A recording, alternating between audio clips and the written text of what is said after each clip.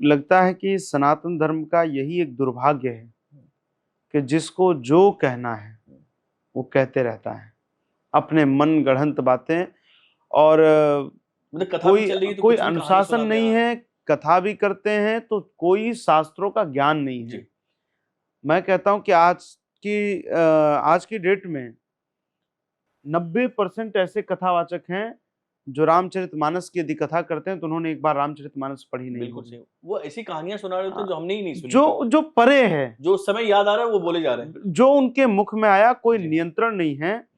जबकि महर्षि वेदव्यास जी जब श्रीमद् भागवत का महात्म लिखते हैं तो वहां पर लिखते हैं वक्ता कैसा हो, तो वहां उन्होंने लिखा विरक्तो वैष्णवो विप्रो वेद शास्त्र विशुद्धिकृत दृष्टांत कुशलो धीरो वक्ता कार्योति निष्पृह।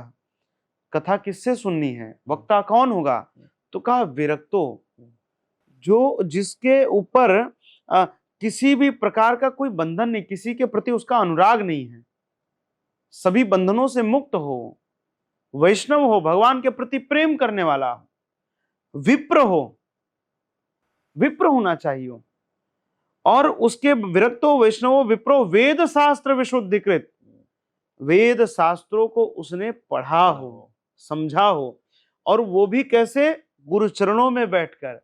हमारे यहाँ एक सामान्य सी बात कहते हैं कि जब तक गुरु जी की लंगोटी नहीं धो तब तक विवेक नहीं जगता है। तो गुरु चरणों में जाकर के उसको पढ़ना होगा, गुरुजनों की सेवा करनी होगी। और हमारे यहाँ तो उपनिषदों ने कहा कि तद विज्ञानार्थम सगुरुमेवाभिगच्छेत् समुत्पाणि श्रोत्रियो ब्रह्मनिष्ठा।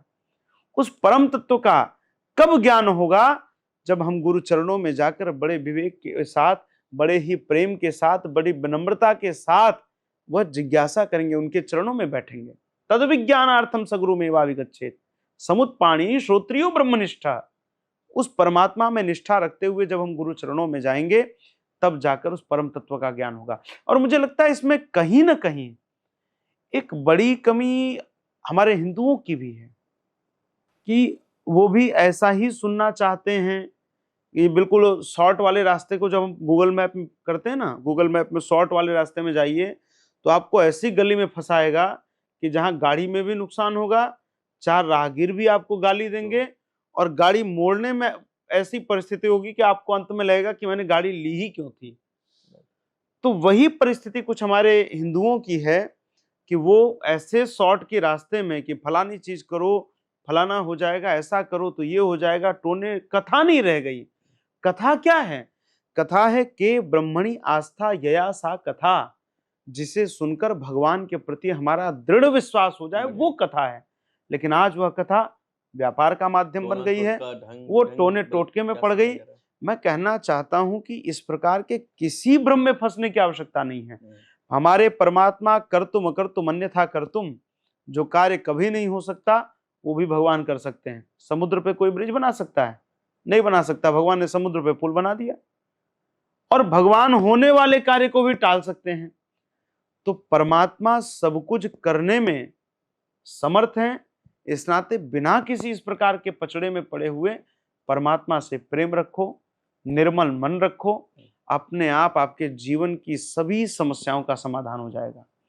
भटकने की आवश्यकता नहीं है। मैं तो हमेशा युवाओं से कहता हूं कि आप मंदिर जाएं तो भगवान से ये मत मांगिए कि मैं जो चाहता हूं वो हो जाए। क्योंकि कई बार क्या होता है, एक छोटा सा उदाहरण मैं देता हूं। जब 6 महीने का बच्चा होता है, जब उसको लाल लाल या हरी हरी मिर्च दिखती है तो वो उसको लेने दौड़ता है और लेकर के उसको मुख में डालना चाहता है। माँ लेकिन ये जानती है कि ये अभी इस रंग को देखकर इसकी ओर दौड़ रहा है, अभी इसका स्वाद नहीं पता है। यदि ये मिर्ची खाएगा इसको तीखी लगेगी और ये रोएगा। तो माँ क्या करती है कि भले बच्चा रोता है लेकिन वो मिर्ची छीन लेती है। उसी प्रकार हमें परमात्मा से कहना चाहिए कि प्रभु मैं जो कह रहा हूं वो मत करिए, जो मेरे लिए ठीक हो आप वो करिए, जो मेरे लिए ठीक हो वो करिए। अगर चाहता है हो वो जो तू चाहता है तो चाह वो जो वो चाहता है, और चाहेगा वही जो वो चाहता है तो होगा वही जो तू चाहता है। वाह, तो सीधी सी बात है। एक छोटी सी पंक्ति मुझे स्मरण में आ रही है कि जब भी बस भगवान के पास जाओ तो जब बहुत माल रखा हो, बहुत धन वैभव हो, तो भगवान से विवेक मांगना कि इस धन को खर्च कैसे करना है, और जब कुछ न रहे, कंगाल हो जाओ, तो भगवान से धैर्य मांगना उस समय। ये दोनों वस्तुएं आवश्यक हैं। बस एक ही बात स्मरण में रखिए, रात के बाद होगा सवेरा, देखना हो अगर दिन सुनहरा, पाँव फूलों पे रखने से पहले तुझको कांटों पे चलना पड़ेगा। तो पाँव फूलों पे रखने के पहले सबको कांटों पर चलना होगा।